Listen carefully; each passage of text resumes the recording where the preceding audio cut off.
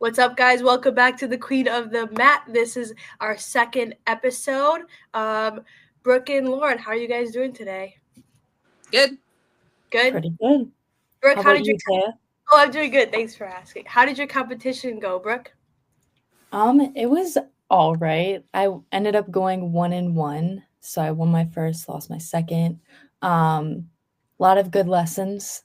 I was kind of talking to you, Tay, about it before this, but just a good reset. I know what I need to work on and what I need to add to my training. So I'm obviously not happy with the results, but I'm happy with what I learned from it. So I love that. When is your next competition?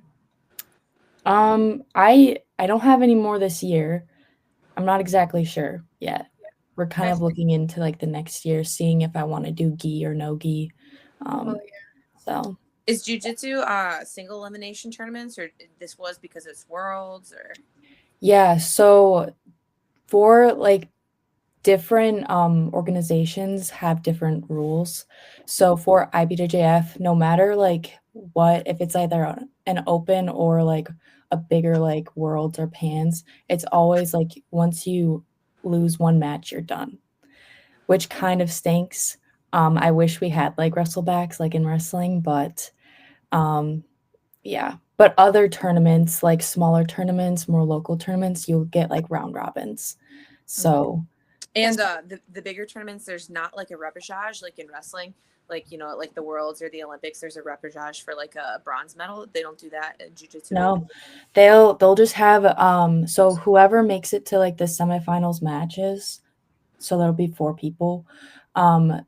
Obviously the 2 people that win go to like the finals match, but then like the 2 semifinals, like people that lose, they'll be on like the 3rd place like podium. So but they don't fight. Why So don't they get 3rd place. And I'm they like, never figure out a true third. yeah. Wow. Yeah, because you always get 2 people on the podium, and it's like, well, which one won? Which one's better? Nobody. Like we just are standing there next to each other, and we're like, hi. Like, Interesting. We didn't go against each other, but yeah. that's odd. Dang, well, Yeah. that's cool, Brooke. Little I'm weird. had fun, though, and Thank you. competed well. Okay, so first I'm gonna get into some results, then we're gonna discuss our topic. I just want to clarify things for some people. Teague and Steve will be going in depth in the results, so don't worry. There are going to be girls' results on this platform. What we're going to be doing is just kind of going over some, big upsets or things that we thought were important to mention about these tournaments. I think it's just kind of good for us as we're, starting this podcast. We're only in the second year, just to kind of get familiar with how to go over results. And then, once we get more familiar eventually in the future, maybe Brooke and I will take that on, or Brooke, Lauren, and I will take that on fully once we kind of learn exactly how to do that. Cool. So I'm just going to go over some things that I thought were important from this weekend. One of the main tournaments that was kind of like a lot of ranked girls were at was the duels and the dells. But it's not actually a dual tournament. So it's a dual tournament, I believe, for the boys. For the girls, it was more of like an individual type of tournament. So this was the biggest one, Brooke. I don't know. You're probably going to be kind of surprised by this one. Someone beat Ava Gardiner. It was Lily Baker. She's unranked. The score was actually 10-3 with Lily in the lead before she ended up pinning Ava. Because I looked into it, I was wondering, like, is this just a type of a fluke match where Ava was beating Lily and then just, like, got pinned? Because that's happened to all of us, I'm guessing. But it wasn't. So Lily ended up getting a takedown in the first period. Ava got an escape. In the second period, Ava chose down, got a reversal. But then in the second period, Lily took Ava down and then got 4 near fall and then pinned Ava. So I believe Lily is now ranked number 2 at that weight class. So wow. That was probably the biggest upset, I would say. I think Lily was also nominated for Wrestler of the Week under Wisconsin Wrestle because of just her amazing tournament there. So cool. You know what grade she's in? Which one? Lily Baker? Yeah. I believe she's either a freshman or a sophomore, but I can look it up real quick. Because I feel like do that too if you want. But yeah. I think that she's – let me look it up. Yeah, you want to look it up, Brooke, while I'm going over the other ones? Yeah. And track. Okay, cool. So another one from duels in the Dells, we had at 120 pounds, Katrina Murray, who is unranked at 120, or who was unranked. She beat previously number 9 Tessa York. So that was another little upset. Another one. So we were talking about this upset from last week. We had Lainey Vaughn over Kimura last week, but this week Kimura revenged her loss against Lainey, and I believe that was a pin in the first period, if I remember correctly. So always love to see those back and forth between wrestlers. We also had Adeline, I think it's Pooler. She's unranked over number 10 Kaylee Manning. This was in the finals. And then also in the semifinals, Kaylee Manning pinned number 9 Sydney Coyne. So that was a cool little exchange there. Brooke, did you find it? I'm getting there. All right, sorry. Okay. Then moving on to Westosha Central, we had Masami Gressens, I believe I pronounced it right, Masami, of Edgerton. She was over Kayla Craig of Milwaukee, Ronald Reagan, and this was via pinfall. I believe Kayla Craig has been in the rankings or is in the rankings currently, so that was another little upset because Masami, I don't think, was ranked at that point. So, yeah. And then one more, and then, Brooke, you can go. So, at Eau Claire North, one that I thought was really important was at 107, we had number 8, Simonson, who pinned her way through the tourney. She actually had 16 girls in her bracket, which, Brooke, we talk about this a lot. I don't know if the listeners are getting sick of us talking about this, but, 16 girls in a bracket is insane. When we were in high school, there was only a couple of these types of tournaments. Lauren, was it the same for you? We didn't have girl tournaments. Did you ever have any? In my day. Wait, so in high school, you never wrestled at a girls' tournament? No. I went to what's that big lifting competition? That big body lifting. Yeah, okay. The Arnold Schwarzenegger. They in Columbus, Ohio, they have more than just body lifting. It's they have a 5K race. They have all these different things, and they had a girls wrestling tournament, and I wrestled in that. But other than that, I wrestled in Fargo. But other than those two, no. How many girls were in your bracket at that one, the Schwarzenegger one? I don't remember. How do you pronounce that? I had Arnold, but they just call it the Arnold Classic. Dang, that's a hard pronunciation. All right, Brooke, did you find Lily Baker's age? I did. So she's a freshman and Ava is a senior. So crazy. And they're at 107, yeah.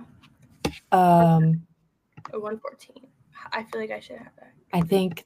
Wait, what was it? 107. Yeah. 107. Okay, so I'm wondering, it's going to be interesting to see what the state finals are like this year, because I believe Taylor Whiting is going to be at 107. So it would be cool to see maybe Taylor versus Lily if she ends up making it to state or to the finals. All right, so that's all I got for the results. Now moving on to our topic, we're going to be talking about should coaches coach girls differently than boys? Who wants to start? Yes. Yes, they should coach them differently. Do you want me to go into some reasons? Yeah, of course. Okay, so I think it start with why, reasons why. So why boys join sports versus why girls join sports are different. So typically you think about why boys join sports. It's for dominance, because they want to compete with one another. They want to know what the pecking order is. They want to know who's the better athlete at whatever the sport is. That's typically why boys join sports, right? Why do boys love wrestling? Because they like beating each other up. They want to see who's more dominant. They want to see who's tougher, that kind of stuff.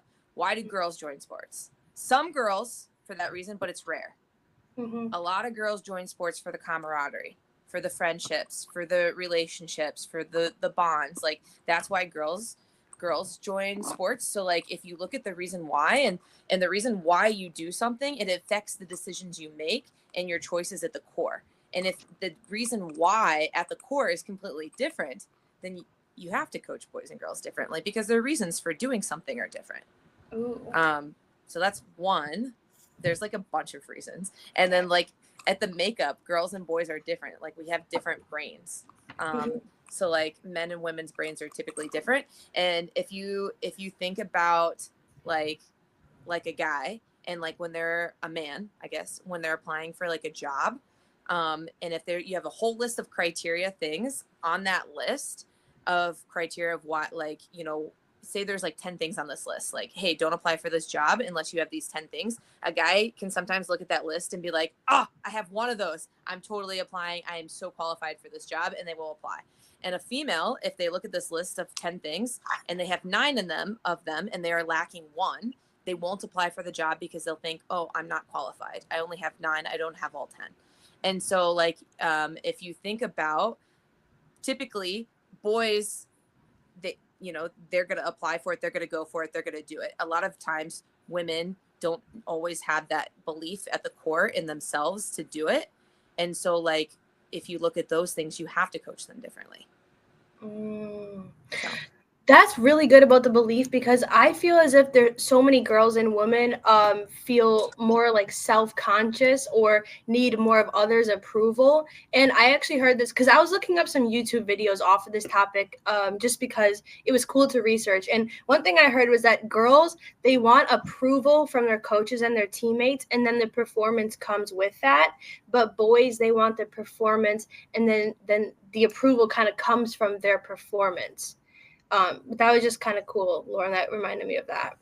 Yeah. And then, like, even think about, like, when you're working with an athlete, typically, like, when you're working with a guy, sometimes they respect you right away, maybe because of your accolades, but a lot of times you have to gain their respect, sometimes by beating them up a little bit, sometimes by wrestling them and showing them that you can take them down hard, or that you can rough them up, or that, you know, maybe you're a little bit higher in the pecking order dominance wise. And if they think that they can destroy you, a lot of times they don't respect you and they're not going to listen to what you say.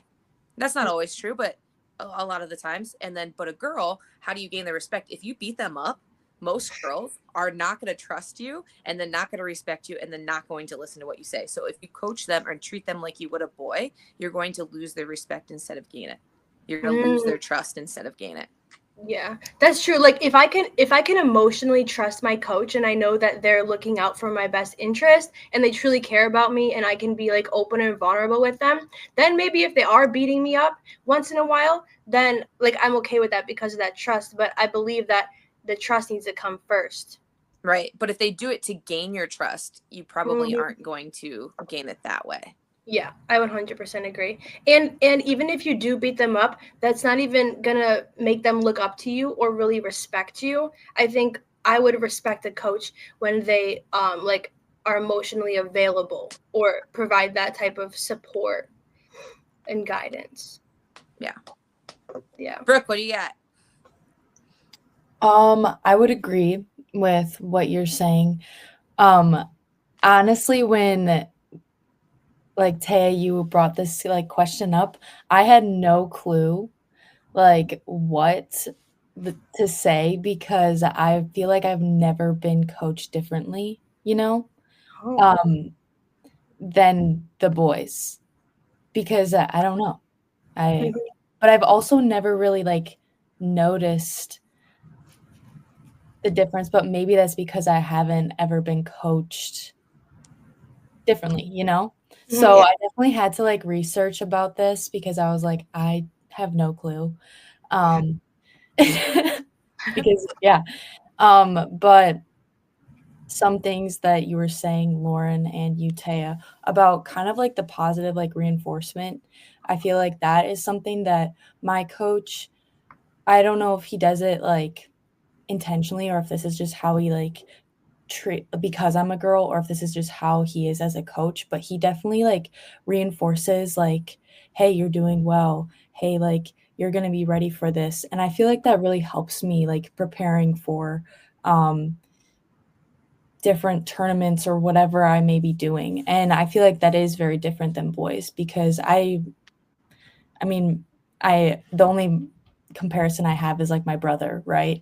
And I feel like he's just always like very like confident. He like knows like, oh, I did everything right. But like, whereas like me, like with like that confidence or like that reinforcement that I need from people around me, my coaches. So I don't know. That's like one thing that I was looking at, and feel like that's like one of the biggest things, is just that making sure that you help the girls in that way, but I don't really know. Yeah. It sort of sounds like your coach is already doing it when you said that he's kind of giving you those positive affirmations, like, you know, without you having to ask, with him just like kind of giving you those cues. I would say that I don't think that I was coached differently until recently. I started working with my strength coach, and I noticed that he would make the switch. So he would be coaching myself along with boys. Like we would be in the same group. I would be in a group with the boys and, you know, and then myself. And I noticed that like kind of like when he's working with the boys, he's kind of like teasing them about certain things or kind of give them a little bit of a hard time, but like in a joking way, you know what I mean? But kind of like, you know, I don't know. It was like a little bit rougher, harsher with the boys. And then with me, he had very soft language and he changed it. And I noticed it when I first started working with him. And I was like, I don't need that. I don't need to be talked to different. I'm a strong, independent woman. I don't need to be, why is he talking to me like that? You know, I noticed the softness when he worked with me. And then the, like, you know, the positive affirmations that I was doing something right and the excitement that he would have when I would do something correctly. And I liked it, but I was like, why is he coaching me differently? I did notice the difference. And it really did work for me. It really did. And at first I was like, this is different. And I do think that like, if you ask a female athlete, they will tell you that they don't want to be treated different. They will tell you that they want to be treated and coached like the boys, but I believe that they need to be coached differently because they are different. But when they say that they don't need to be treated differently, I think what they actually mean is that they want to fit in with the boys. They don't want to be excluded and they don't want to feel like a black sheep, but they do want to have the same opportunities. So I think if you ask a girl, she'll be like, no, I don't want to be treated differently. She doesn't want to be treated differently. But what she needs is to hear things in a different way. That's good. The end part, hear things in a different way. Because if a coach is blunt with me, or probably most females, like, to me, that can not like hurt my feelings, but I can take that almost as an insult. But I think with boys, that's what they like. They like the direct bluntness of communication. But for me, I like want to know why I have to do something, or I want to know, what is behind it too. Yeah, sometimes with like that bluntness of, I've noticed like all of a sudden I start like overthinking and being like, the why. I'm like, but like, give me more, you know? Yeah, I think a lot of coaches get frustrated when they switch from working with men to working with females because of the why. I remember when I wrestled on a college team and we had a coach and he's like, stop asking why, just do what I say. You know, but when you eliminate that, like the question asking, then you eliminate the problem solving for yourself. And I think a lot of women are that way. Like we want to know why we're doing what we're doing. I think that is helpful information for us to know. So if you can provide that to the athletes without them asking, I think that's also a helpful too, or be patient with them when they do ask. And that also adds that like trust aspect. Like when you give them like those, just continuing to like connect with them and like building that, like, okay, you're asking all these questions and they're being able to like answer those, that helps you trust your coach or whoever it may be. And that's something that, once again, you guys said, like, women need that trust and that emotional connection almost as well. So, yeah. And maybe some coaches could take the why as almost you like challenging them. You know what I mean? Because sometimes I feel as if when I want to know why I'm having to do something, I don't want like coaches to feel as if I am challenging them. And I think some might think that because maybe they're not used to that when they're coaching the boys, and it can come off kind of rude in a way. Or maybe that's just my own fears as a wrestler. I don't know. Yeah. What do you guys think? I mean, I could see that. I think we were both thinking. Yeah. I was like, did my recording pause? Because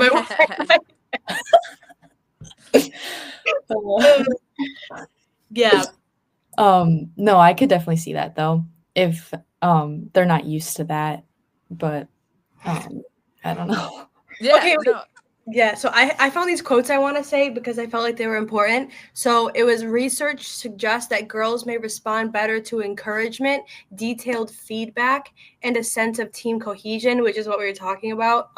They often value relationships with teammates and coaches more strongly, and almost sometimes more than results, I would say. I would add on to that.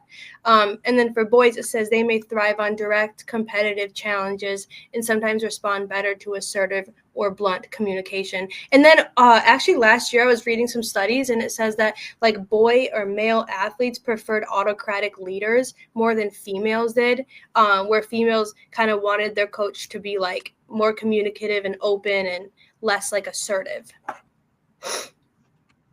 So, Makes yeah. sense. Lauren, do you got anything else to add?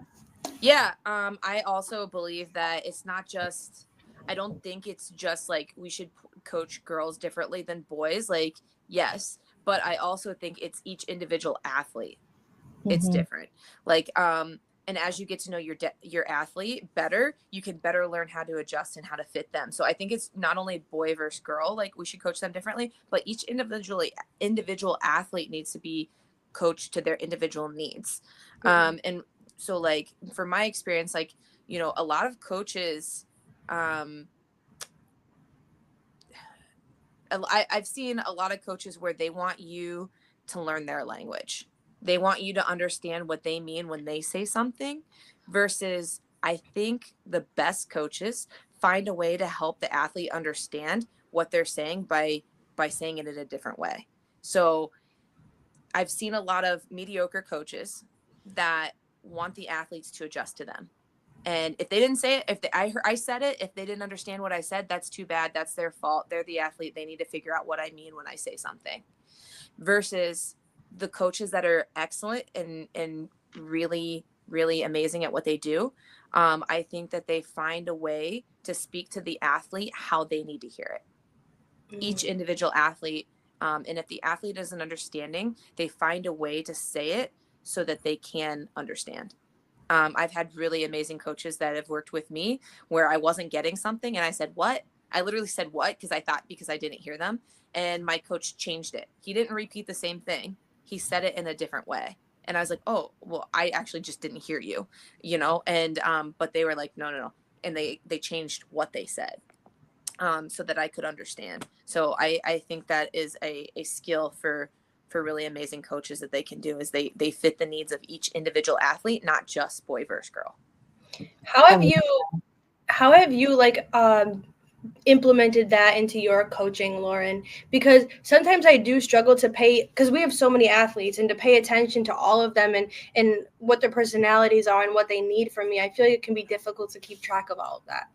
Yeah, I think it just takes time learning to get to know each other. And I think the more that you coach, the easier you'll pick it up and recognize that in the individual athlete. And the more you're with and around that athlete, the more you're going to learn and find out what and how they respond to different things. And part of it's trial and error. So you're going to have to try some stuff. Some stuff is going to backfire with them.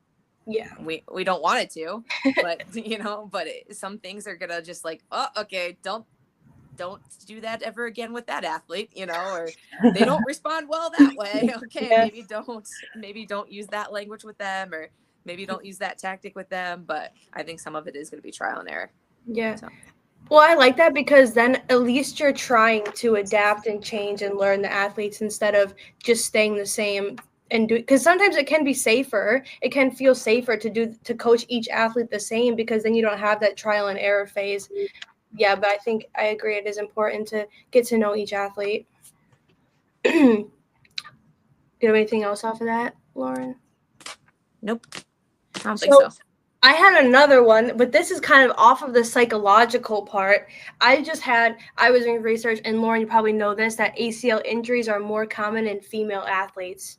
So I don't know, maybe like just coaches being aware of that, certain wrestling positions. Do you know what a big factor is to that? You know why? Why? Because women go ahead. No, you go. Women typically don't have the same hamstring strength as the men. So I forget what it is, like 250, I think, percent less than men is the women's hamstring ratio to men. So like women's hamstrings are like way weaker than men's hamstrings. Oh my gosh, I didn't know that. Yeah. Even like for size. Do you know what I mean?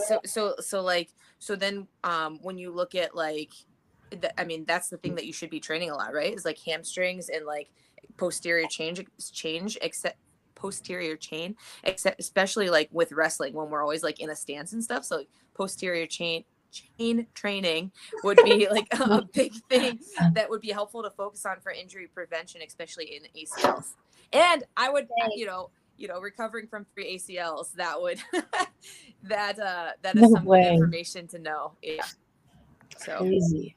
So do you think that like a coach maybe would do more like hamstring strengthening stuff with the girls if you were coaching them? If you are also in charge of their strength and conditioning, yes. Yeah. That's interesting. And glutes, hamstrings, yeah. Wow. Lauren, how did you tear your first ACL? Wrestling. Yeah, but like what position? Someone shot in on a single leg. It was ridiculous. Dang. That's it. Yeah. Wow. Crazy. Yeah.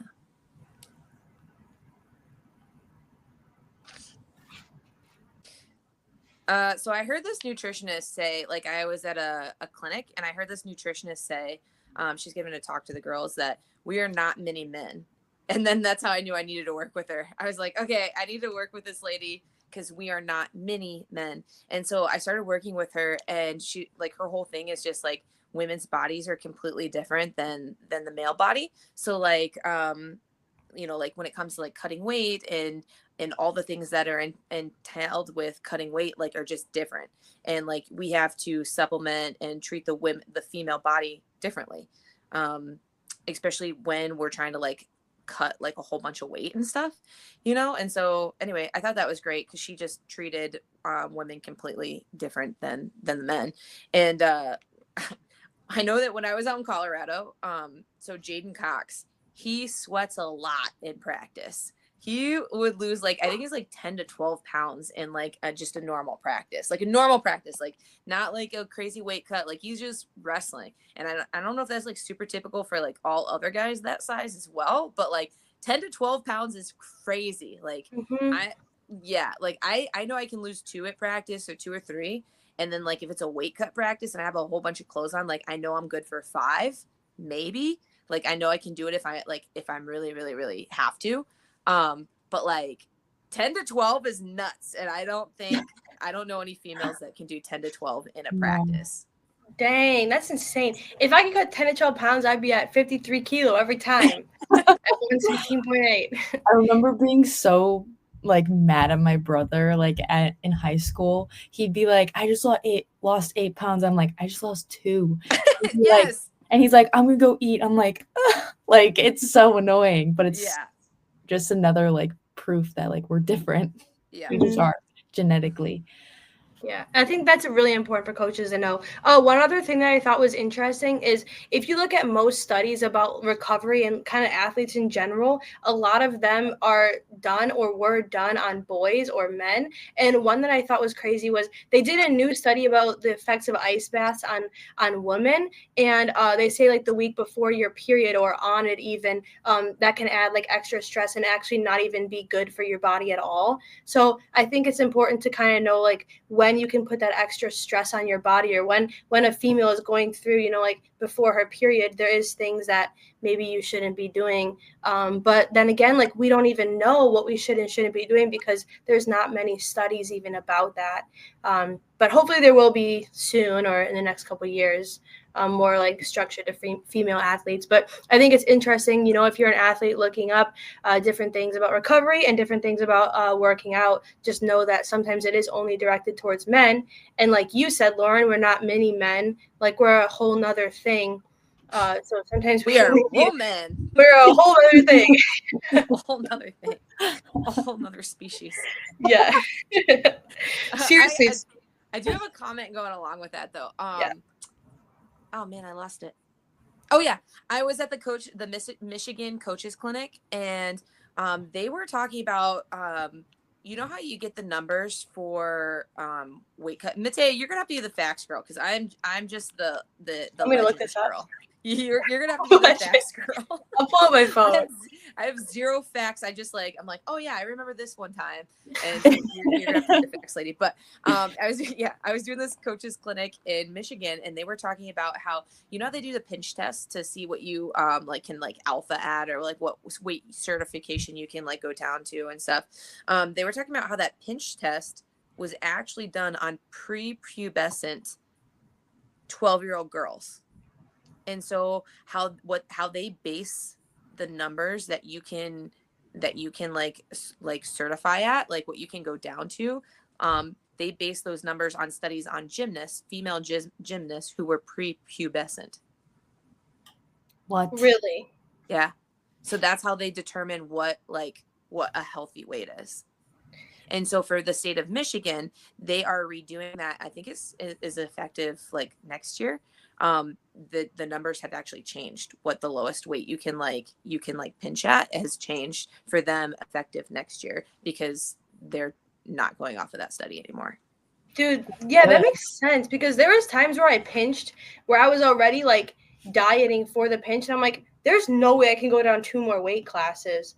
It's actually, I don't know if I'm the only one, but yeah. What is it for the boys? It's 8% body fat, or 12. What is it, 8 or 12? Maybe it's in different places, right? I actually don't know, Lauren. I'm sorry. They would pinch the girls in different places. Yeah, there's 3 places. I know that. Yeah, but the guys would have a different spot that they would pinch. I can't remember what. Huh. But I don't remember they told me I could go down 2 more weight classes, and I was like, "There's no way." Yeah, they did the same. I would be a skeleton.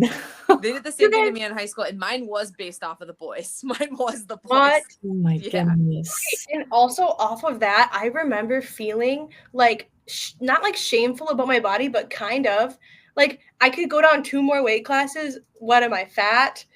Yeah. But I was already at a healthy weight, and especially in high school, it's kind of insane to have someone that closely monitoring your body too, especially when coaches are telling you to go. I think there's a way that you can tell an athlete maybe, hey, you should go down a weight class, but then also I think a lot of coaches maybe overstep and could make a girl feel shameful about their body, especially if they're just a high schooler. And I know a lot of high school girls are already not super confident in their bodies, and it's just a time of confusion. So having that on top of it can sometimes be not good for females.